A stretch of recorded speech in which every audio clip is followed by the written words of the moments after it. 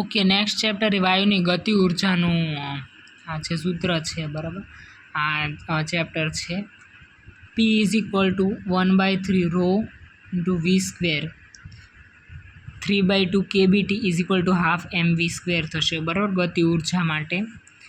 પછી આપણે જોઈએ p ચલન t v ચલન t p ચલન 1/v બરાબર બોયલનો નિયમ ચાર્લ્સનો નિયમ ગેલ્યુસેકનો નિયમ કેમિસ્ટ્રીમાં આવતું હશે રાઈટ।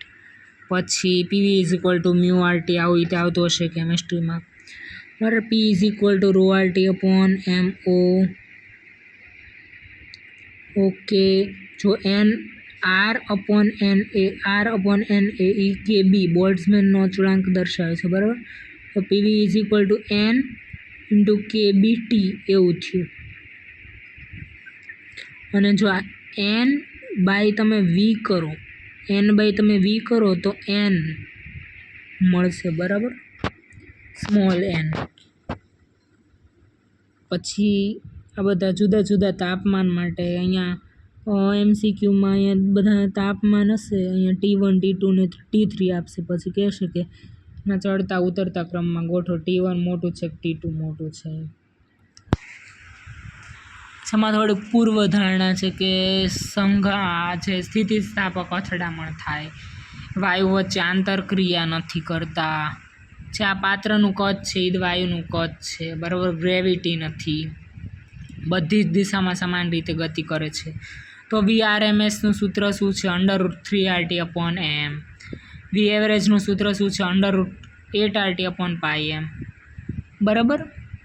આ બધા સૂત્ર છે બરાબર મીનના ને બધા એ જોઈ લેવાના।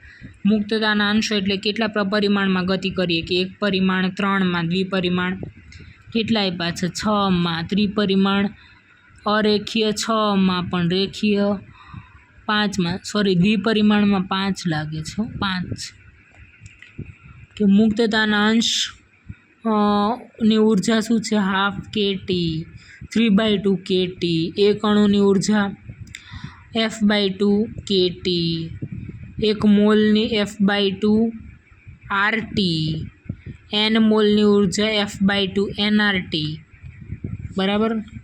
પછી ઇક્વિવેલન્ટ મુક્તતાના અંશ n1f1 + n2f2/n1 + n2 અંતિમ તાપમાનમાં ΔU1 = ΔU2 કરો।